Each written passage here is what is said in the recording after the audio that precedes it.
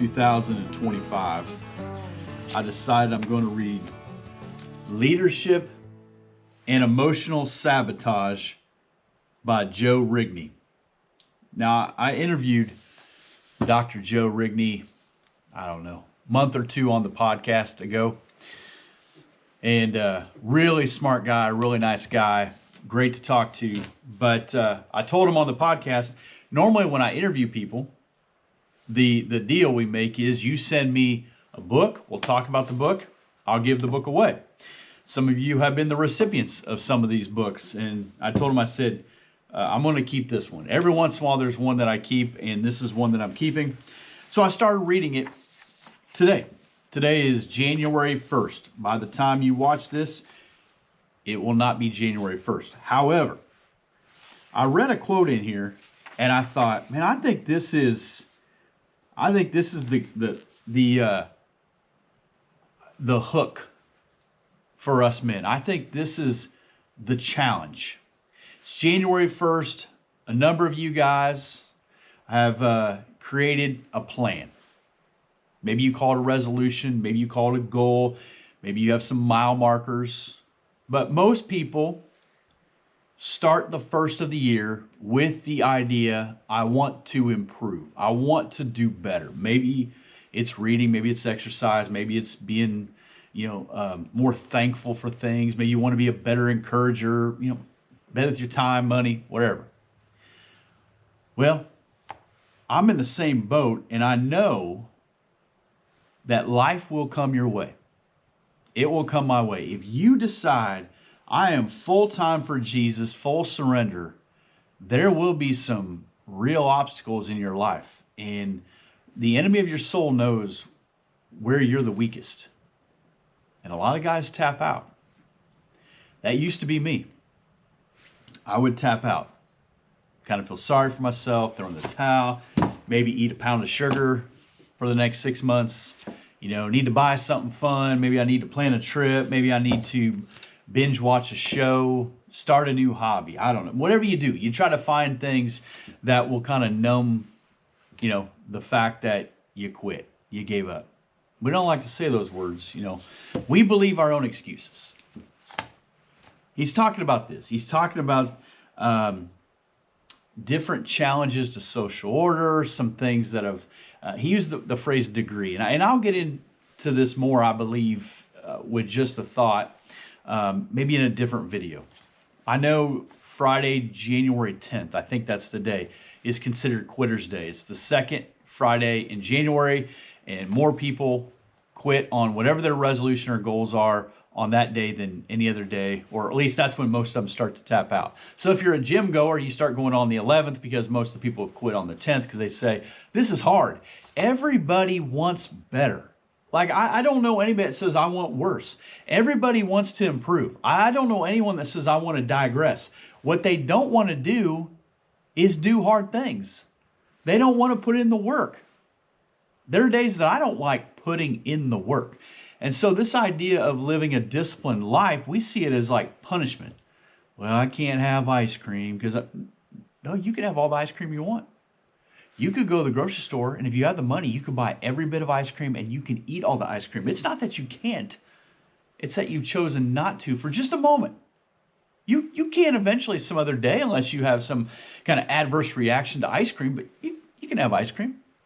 Well, I can't go and I can't buy and I can't. No, you can. You can do whatever you want to do if you really want to do it. You'll get it done. But are you willing to choose to not do it because you believe something better can come down the road? He's talking about this idea, and he says, apart from such tests, there is no distinction between bold and the coward, the wise and the fool, the hard and the soft. Trials separate true men from the pretenders.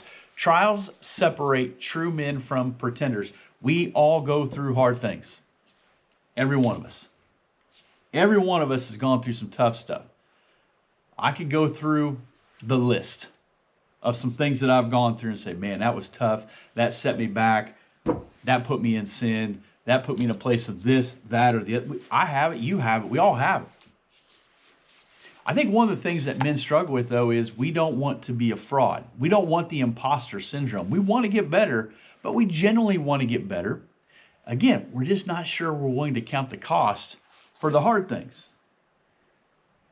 He goes on to say, when the seas are smooth and the waves placid, even girly men will sail. That's his words, not mine. So if you're upset with that, I didn't say it. Even girly men will sail. He's essentially saying, even guys who don't do hard things can figure it out. When the water's calm, maybe when you go to the beach, there's always a day, it seems like, where there's one day where everything's just calm. And you're like, today's the day for paddleboarding. Today's the day for kayaking.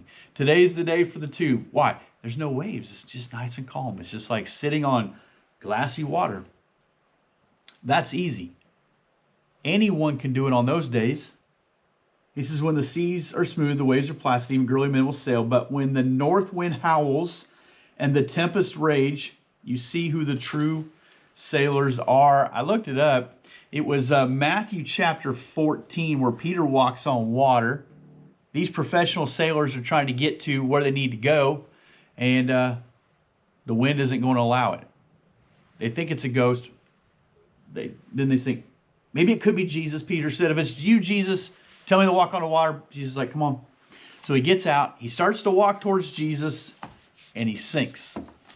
He begins to sink because he looks at all the hard things. He looks at the wind. I'm sure he looked at the safety of the boat. I'm sure he could hear the guys making noise or comments or snickering, whatever in the background. But when he kept his eyes on Jesus, he was just fine. Listen, it's first of the year. I don't know if you've blown it for the first 8, 9, 10 days, whatever number it comes out to watching this. Start today. You're going to deal with hard things. Today I went outside. Part of the 90 days of discipline is you just need to walk 1 mile outside every day. It's cold. I wanted to say freezing, but it wasn't. It was 28. It was fine. It's cold and it's snowy. And I thought, you know what? If I wait a little bit today, I think the sun might start to come out. It's going to, no, do hard things. Go without the snack. Go to bed early. Don't buy the new thing. Don't go on all the boys' trips. Don't do all the things everyone else does because you think you deserve it, because you need a treat, because I work hard. What is that mentality? It's a lack of maturity. And it's the fact that we don't want to tell ourselves no. I'll go back to that. When the north wind howls and the tempest rage, you see who the true sailors are. Listen, man, you cut your teeth in the winter. I don't know what winter is like for you where you live. Don't miss the analogy here. Winter is typically in seasons that are hard, tough, colder, darker, longer.